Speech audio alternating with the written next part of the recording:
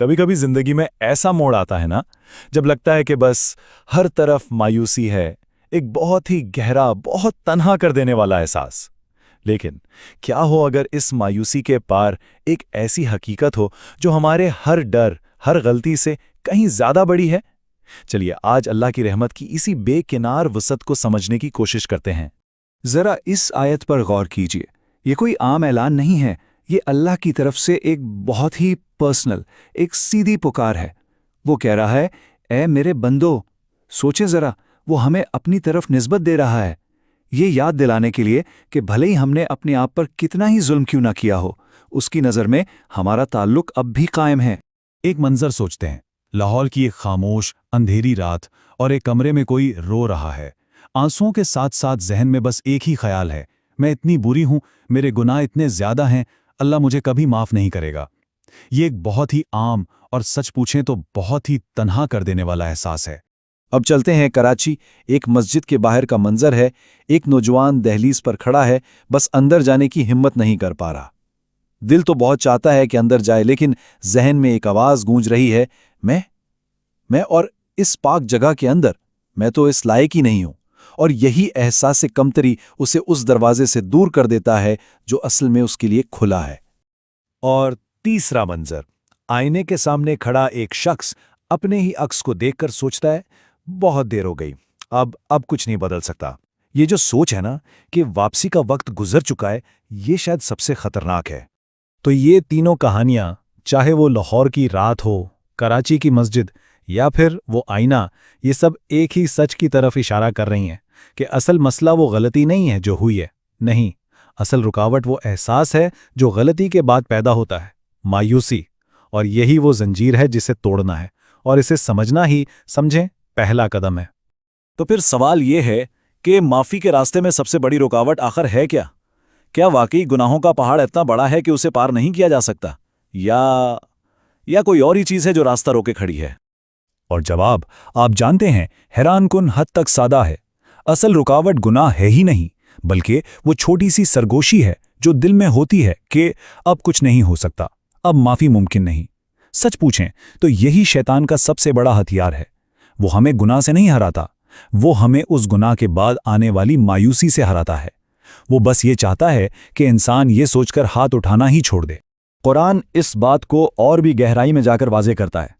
وہ مایوسی کو صرف ایک منفی احساس نہیں کہتا، بلکہ اسے ایمان کے بالکل الٹ قرار دیتا ہے۔ یعنی اللہ کی رحمت سے امید رکھنا ایک مومن کی نشانی ہے، اور اس سے مایوس ہو جانا یہ کفر کرنے والوں کا طریقہ ہے۔ یہاں ایک بہت اہم موازنہ ہے، تاریخ کا ایک ایسا موڑ جہاں دو راستے نکلے، آدم علیہ السلام اور ابلیس۔ دیکھیں، غلطی دونوں سے ہوئی، لیکن اس کے بعد کیا ہوا؟ آدم نے فوراً اپنی غلطی مانی اور رحمت کی طرف پلٹے۔ دوسری طرف ابلیس نے انکار کیا، تکبر کیا اور رحمت سے ہی منہ موڑ لیا۔ تو سبق کیا ہے؟ سبق یہ ہے کہ اصل امتحان غلطی کرنا نہیں، بلکہ غلطی کے بعد ہمارا رد عمل ہے۔ تو اگر مایوسی ایک دیوار ہے جو راستہ روکے کھڑی ہے، تو پھر وہ کون سی طاقت ہے جو اس دیوار کو گرا سکتی ہے؟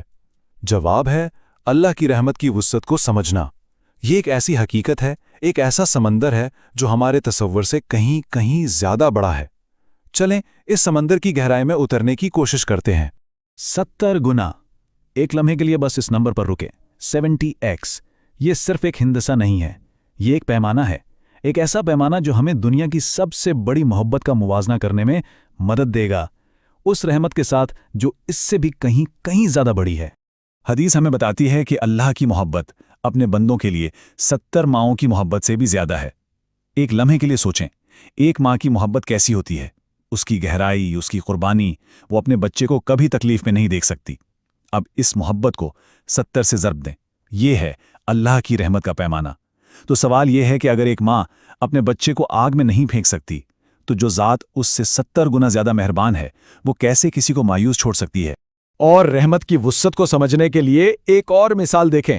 یہ حدیث کہتی ہے کہ اگر کسی کے گناہ اتنے بڑھ جائیں کہ وہ زمین سے لے کر آسمان تک کی خالی جگہ کو بھر دیں، ایک ناقابل تصور پہاڑ، پھر بھی اگر وہ انسان سچے دل سے پلٹ آئے تو اللہ کی معافی اس پہاڑ سے بھی اونچی ہے۔ اس کی معافی ہمارے گناہوں کے سائز پر منحصر نہیں ہے۔ یہاں ایک اور بہت بڑا فرق واضح ہوتا ہے۔ انسان کا فیصلہ اور اللہ کی رحمت۔ ہم انسان کیا کرتے ہیں؟ ہم اکثر کسی غلطی کرنے والے پر ایک لیبل لگا دیتے ہیں، ہے نا؟ یہ تو کبھی نہیں بدلے گا، اور اس کے لیے دروازہ بند کر دیتے ہیں۔ لیکن اللہ کا اصول بالکل الگ ہے۔ وہ کہتا ہے میں اپنے بندے کے گمان کے ساتھ ہوں، یعنی اس کا دروازہ کبھی بند نہیں ہوتا۔ دروازہ صرف تب بند ہوتا ہے جب بندہ خود یہ گمان کر لے کہ دروازہ بند ہو چکا ہے۔ ٹھیک ہے، تو اب تک ہم نے یہ سمجھا کہ رحمت کا سمندر کتنا بڑا ہے اور اس کا دروازہ ہمیشہ کھلا ہے۔ تو سب سے اہم سوال اب یہ ہے کہ اس دروازے سے اندر کیسے جانا ہے، اس رحمت کو پانا کیسے ہے؟ اور اچھی خبر یہ ہے کہ راستہ ہماری سوچ سے بھی کہیں زیادہ سیدھا اور آسان ہے۔ واپسی کے لیے کسی لمبی چوڑی رسم کی ضرورت نہیں ہے۔ راستہ بہت آسان ہے، صرف 3 قدم۔ پہلا قدم، بس ایک لمحے کی تنہائی ڈھونڈے، کہیں بھی۔ دوسرا قدم، بناوٹی الفاظ نہیں، بس جو دل میں ہے وہ کہہ دیں۔ اور تیسرا قدم، پورے یقین کے ساتھ اس سے رحمت مانگیں، اس یقین کے ساتھ کہ جس سے مانگ رہے ہیں وہ دینے کے لیے ہمیشہ تیار ہے۔ اور اگر کبھی ایسا لگے کہ فاصلہ بہت ہے تو بس اس آیت کو یاد کر لیں۔ اللہ خود کہہ رہا ہے، میں قریب ہوں، بہت قریب۔ وہ کسی واسطے کے بغیر براہ راست ہماری پکار سنتا ہے۔ وہ ہماری شہر رگ سے بھی زیادہ قریب ہے، اور ایک ٹوٹے ہوئے دل سے جو دعا نکلتی ہے نا، وہ سب سے پہلے سنتا ہے۔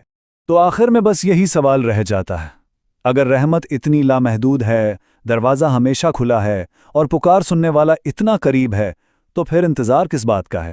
اگلا قدم کیا ہونا چاہیے؟